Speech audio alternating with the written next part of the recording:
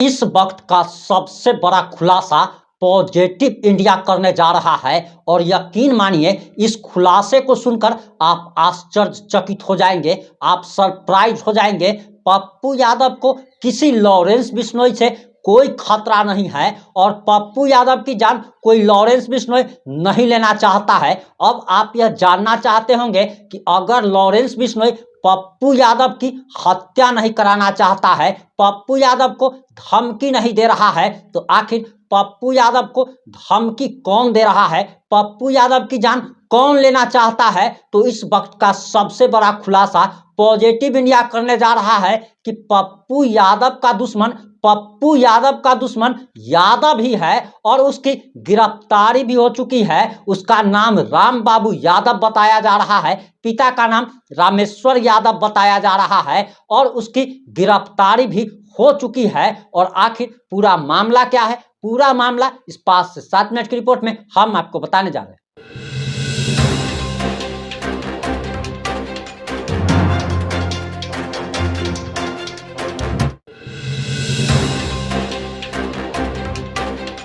नमस्कार, मैं प्रिंस कुमार सिंह और आप देख रहे हैं पॉजिटिव इंडिया। इस वक्त की सबसे बड़ी खबर पूर्णिया से आ रही है, आरा भोजपुर से आ रही है और आपको बताते चले कि 1 से 2 दिन पहले ही पप्पू यादव को वीडियो जारी कर हत्या करने की धमकी दी गई थी और कहा गया था कि 24 घंटे के अंदर तुम्हारी हत्या हो जाएगी। अब उसकी गिरफ्तारी हो गई है और गिरफ्तारी के बाद अहम खुलासा हुआ है। कुछ धमकी देने वाला का नाम राम बाबू यादव है, पिता का नाम रामेश्वर यादव है और उसकी गिरफ्तारी आरा से हुई है और पूर्णिया पुलिस उसे अपने साथ ले गई है। आपको बताते चले कि बताया जा रहा कि पूर्णिया सांसद पप्पू यादव को धमकी देने के मामले में युवक को पुलिस ने बिहार के भोजपुर से गिरफ्तार कर लिया है और उसका नाम राम बाबू राय बताया जा रहा है। भोजपुर के शाहपुर थाना क्षेत्र का युवक रहने वाला बताया जा रहा है। गिरफ्तारी के बाद पूर्णिया की पुलिस युवक को अपने साथ लेकर के चली गई है और इसकी पुष्टि भोजपुर जिले के शाहपुर थाना प्रभारी ने की है। शाहपुर थाना प्रभारी ने बताया कि राम बाबू राय डुमरिया का रहने वाला है, उसके पिता का नाम रामेश्वर यादव है और गिरफ्तार करने के बाद पूर्णिया की पुलिस उसे अपने साथ लेकर के चली गई है। वहीं आपको बताते चले कि एक नंबर है 7480840395, इसी नंबर से पप्पू यादव को वीडियो कॉल करके धमकी दी गई थी। इसी नंबर से पप्पू यादव को ऑडियो कॉल करके धमकी दी गई थी और पप्पू यादव पूरा कह रहे थे कि उन्हें लॉरेंस बिश्नोई गैंग की तरफ से धमकी मिल रही है और धमकी देने वाला शख्स भी अपने आप को लॉरेंस बिश्नोई गैंग का सदस्य बताया जा रहा था और वह आरा भोजपुर का रहने वाला निकला। हालांकि उसकी गिरफ्तारी से पहले एसपी साहब का एक बहुत बड़ा बयान आ गया है और एसपी साहब ने गिरफ्तारी के पहले आखिर क्या कहा है, सबसे पहले आप पूर्णिया एसपी का ये बयान सुनिए। ख्याल रखे हुए हैं और उनकी सुरक्षा की जिम्मेदारी हम लोग की है, तो हम लोग उस पर ध्यान रखे हुए हैं। पूर्व में भी ऐसे कई मामले आए हैं जिसमें से कई का हम लोग उजागर भी किए थे, जैसे पूर्व में भी कई लोग पकड़ा के गए हैं। इसमें अन्य कई मामलों में भी हम लोग जांच की, पर जांच में अभी तक कोई गिरोह के साथ कोई कनेक्शन नहीं आया। जहाँ तक जो मामले आए हैं सब में प्रैंक कॉल टाइप का ही आया है इसमें, या कोई अपना वेस्टेड इंटरेस्ट रहा है उसको लेकर। कुछ समय पहले हम लोग गिरफ्तारी करके भी लाए थे दिल्ली से और अन्य जगहों से भी इनको धमकी दी जा रही थी और जो नंबरों का इस्तेमाल किया जा रहा था तो उसमें यही अभी तक आया था कि जो विदेश गए हैं वहाँ के नंबरों का इस्तेमाल भारत में ही हो रहा है। तो अभी तक भी जो आया है उसमें कोई कनेक्शन अभी तक नहीं मिला है, लेकिन हम लोग हर थ्रेट को मान के चल रहे हैं कि एक सही थ्रेट है, उसी हिसाब से हम लोग कार्रवाई भी कर रहे हैं। हर एक की जितने भी अब तक आए हैं सबकी जानकारी ली जा रही है, सब पे काम चल रहा है। तो वही बताया कि जिस तरह से आया है उसमें, और हम लोग हर एक को एक मान के चल रहे हैं कि वो थ्रेट है, जब तक कि उसका पूरी तरह से अनुसंधान नहीं हो जाए उसमें। और जो वीडियो है उसकी हम जांच कर रहे हैं। देखिए, चूंकि अब माननीय महोदय के द्वारा जो स्टेटमेंट दिया गया था उस कारण से हो रहा था, और जैसे आप लोग सामने हम लाए भी थे कुछ लोगों को पकड़ के, तो वो लोग के द्वारा बताया गया था कि उन लोग के द्वारा भी कोई कनेक्शन नहीं था लॉरेंस बिश्नोई ग्रुप से, लेकिन उनके द्वारा या तो मजाक में या अपना ही कोई निजी स्वार्थ के लिए कॉल किया जा रहा था। तो अभी तक ऐसा कोई मामला हम लोग को नहीं मिला है जिसमें लॉरेंस बिश्नोई ग्रुप से लगा हुआ हो, लेकिन इस चीज को हम लोग ये नहीं मांगे चल रहे हैं कि और भी जो अन्य हैं उसमें कोई कनेक्शन ना हो।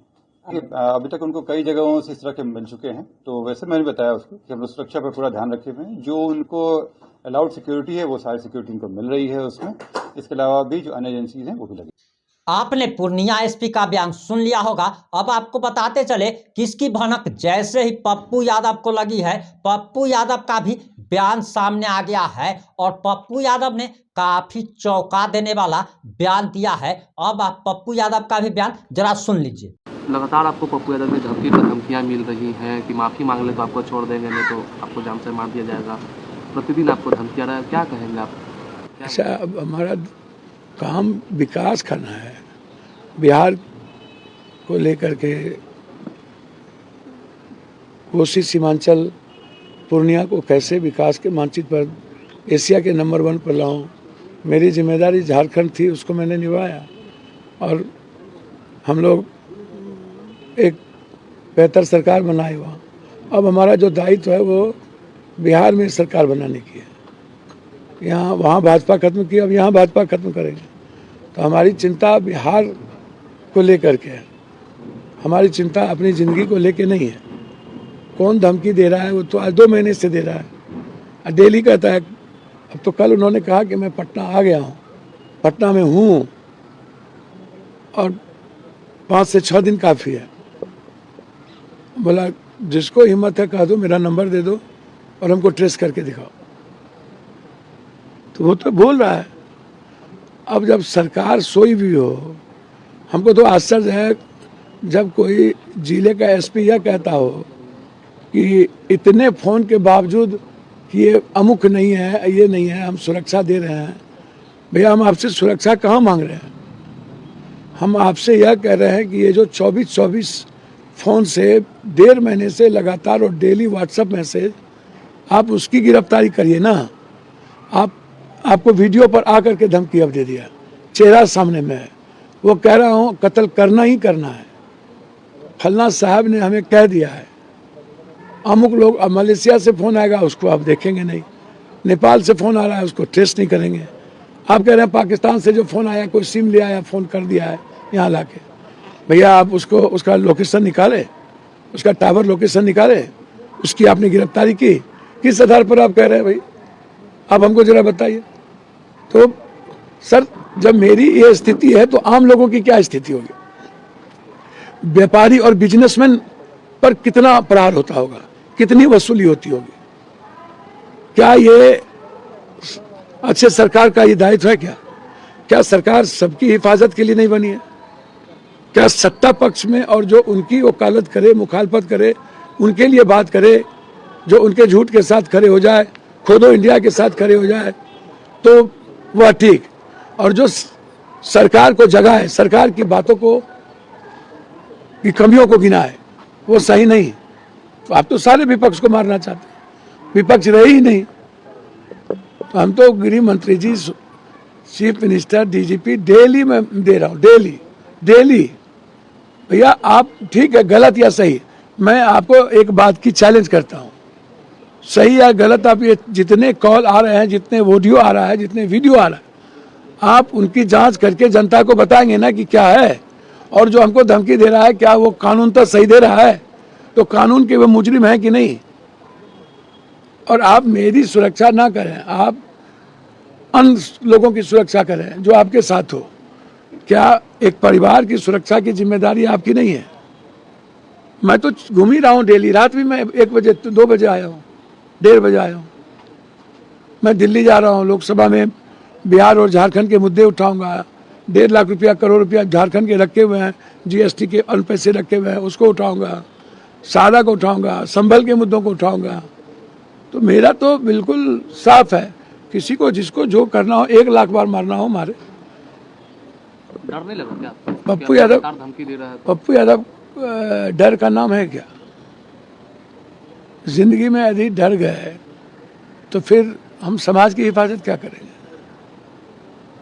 मरने वाला आदमी ही ना सच बोलेगा और समाज की हिफाजत करेगा, इंसानियत को बचाएगा। लोकतंत्र और संविधान को बचाने के लिए यदि लाखों बार मरना पड़े तो क्या दिक्कत है? बिल्कुल तैयार है। पार्लियामेंट में क्या इस मुद्दा को उठाइएगा?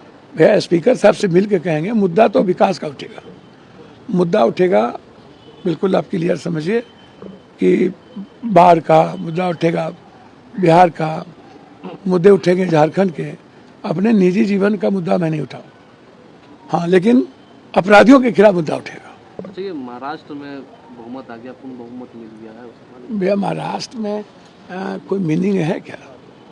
ये दो भाई चाहते हैं हमारे कोई चाटुकार सीएम हो जो हमारे मन से चले, और फडणवीस को तो ये बनने देना नहीं चाहेंगे, क्योंकि कल के दिन वो नेक्स्ट पीएम के दावेदार हो जाएंगे। ब्राह्मण भी हैं, पीएम के दावेदार भी हो जाएंगे, और शिंदे थोड़ा ताकतवर हो गया है, तो जो ताकतवर ना हो और पीएम के दावेदार ना हो और अमित शाह जी के लिए चैलेंजर ना हो, वैसे ही लोगों को ना अमित शाह जी मुख्यमंत्री बनने देंगे।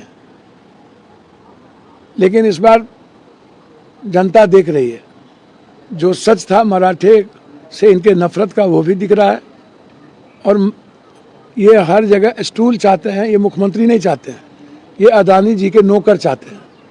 नौकर टाइप के आदमी मुख्यमंत्री हो, सिग्नेचर करे, तो शिंदे या फडणवीस से ये उम्मीद तो ये कर नहीं सकते हैं, या पंकजा मुंडे से भी ये उम्मीद नहीं कर सकते हैं कि वो सिग्नेचर कर देगा। कल के दिन ओबीसी का बड़ा लीडर हो जाएगा। तो इसीलिए ये स्टूल मुख्यमंत्री चाहते हैं, और देश को ये समझ लेना चाहिए कि नरेंद्र मोदी जी और अमित शाह जी लोकतांत्रिक मूल्यों के लिए नहीं पैदा हुए हैं। आने वाले समय में बिहार में भी विधानसभा का चुनाव हो रहा है, तो उसको लेकर किस तरह की तैयारियां, और आपका किस पार्टी से आप भैया बिल्कुल कांग्रेस के नेतृत्व में सरकार बनेगी, कांग्रेस आगे बढ़ेगी, और मुझे उम्मीद है कि कांग्रेस हर परिस्थितियों में नेतृत्व करेगी। ये मोहन भागवत है, उन्होंने कहा है, भारतीय से अपील किया कि जनसंख्या संकट से बचने के लिए कम से कम 3 बच्चे को। देखिए इसमें क्या दिक्कत है? अच्छा अपील है, इसमें क्या दिक्कत है? कोई कानून नहीं लादा जा सकता है, लेकिन हम ये आग्रह तो कर ही सकते हैं कि देश की जनसंख्या को हम एक बैलेंस करें। इसमें कोई नफरत वाली बातें तो है नहीं, या कोई हिंदू मुसलमान में तो बात इन्होंने की नहीं है। इन्होंने कहा कि जनसंख्या, तो कोई भी व्यक्ति जनसंख्या के बारे में गहरी चिंता तो भारत को लेके करेगा, और हम भी करेंगे, आप भी करेंगे, कि भारत की जो इकोनॉमी है, भारत का जो क्षेत्रफल है, भौगोलिक स्थिति है, उसमें जनसंख्या पर नियंत्रण हम बैलेंस करके ही कर सकते हैं। हमको अवेयरनेस ला के ही कर सकते हैं। किसी तरह थोप करके और किसी को दबाव में और कानून बना करके जनसंख्या को और धर्म और जाति के आधार पर जनसंख्या को नहीं देखा जा सकता है। जनसंख्या का मतलब साफ है कि जनसंख्या कम होनी चाहिए।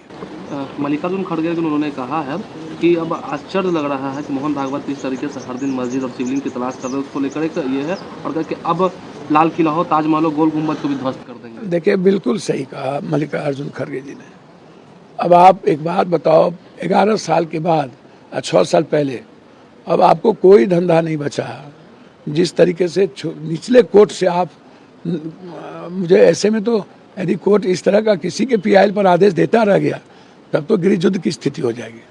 खोदो इंडिया, ये आप जिस तरीके से मंदिर, मस्जिद, गुरुद्वारा, चर्च, ये कोई आज़ादी के बाद तो नहीं बनी है, बहुत आज़ादी के बाद तो नहीं आया है। आप स्वतंत्र धार्मिक विचारों को आप कैसे चैलेंज करते हो?